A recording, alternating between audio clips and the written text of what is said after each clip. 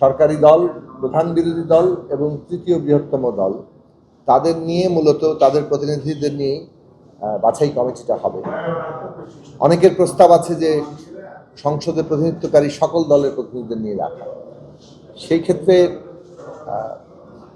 ভিন্নমত যেহেতু আছে, আমরা বলেছি যে আমাদের দিক থেকে বাছাই কমিটি যদি এই তিন দলের মধ্যেই, অর্থাৎ সরকারি দল, প্রধান বিরোধী দল এবং তৃতীয় বৃহত্তম দলের মধ্যে রাখা হয়, কিন্তু নাম প্রস্তাবের ক্ষেত্রে, প্রধান উপদেষ্টার নাম প্রস্তাবের ক্ষেত্রে সংসদে প্রতিনিধিত্বশীল সকল দলই যাতে নাম প্রস্তাব করতে পারে সেই ব্যবস্থা রাখতে হবে। এবং শুধু সংসদে প্রতিনিধিত্বকারী দলের সদস্যরাই নয়, কিংবা সংসদ সদস্য যারা আছেন তারাই নয়, সংসদ সদস্য কিংবা সংসদে প্রতিনিধিত্বকারী দল দেখা যাচ্ছে যে বাইরে একটা অনেক ভোট পেতে পারে, কিন্তু তাদের কোনো এমপি নেই। আমরা এটা অতীতেও দেখেছি। আমরা বলছি যে ন্যূনতম একটা ভোটের থ্রেশহোল্ড তৈরি করা দরকার। সিল্কোর সিল্ক অ্যান্ড শাইন, যাতে আছে আর্গান অয়েল ও ওট প্রোটিনের গুডনেস, যা আপনার চুলকে রাখে হেলদি অ্যান্ড শাইনিং।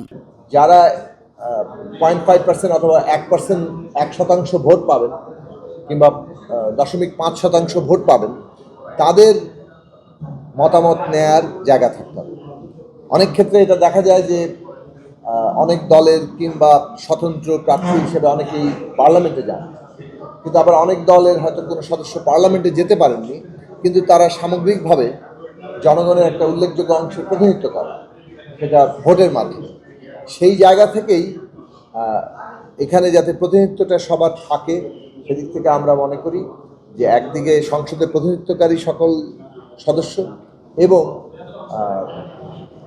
একটা নির্দিষ্ট ন্যূনতম শতাংশে ভোট যারা পাবেন, সেটা 0.5 থেকে 1%, এই ভোট প্রাপ্তরা তারা নাম প্রস্তাব করতে পারবেন, যাদের নাম আসলে ওই বাছাই এবং তারপরে র্যাঙ্ক চয়েস এবং ইত্যাদি পদ্ধতির মধ্য দিয়ে শেষ পর্যন্ত গৃহীত হবে।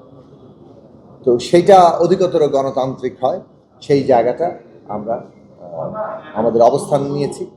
আর এর বাইরে আসলে কিছু অবজারভেশন যেটা আছে শেষ পর্যন্ত, যে এখানে যদি কোনো টাই হয়ে যায়, তাহলে শেষ অপশন হিসেবে বিগত তত্ত্বাবধায়ক সরকারের ক্ষেত্রে যেটা ছিল যে অবসরপ্রাপ্ত প্রধান বিচারপতিদের মধ্য থেকে, সেটা আগে ছিল সর্বশেষ অবসরপ্রাপ্ত প্রধান বিচারপতি, কিন্তু এখন যেটা হচ্ছে যে অবসরপ্রাপ্ত প্রধান বিচারপতিদের মধ্য থেকে একজনকে প্রস্তাব করা হবে, যদি ওখানে র্যাঙ্ক চয়েসের মাধ্যমে টাই হয়ে যায়, তারপরে পরবর্তী ধাপ হিসেবে, এবং সেক্ষেত্রেও র্যাঙ্ক চয়েস করার প্রস্তাব তোলা হয়েছে। তো সেটা একটা আশা করি ঐকমত্যের মধ্যে আমরা সবাই মিলে চলে যেতে পারি। ধন্যবাদ সবাই।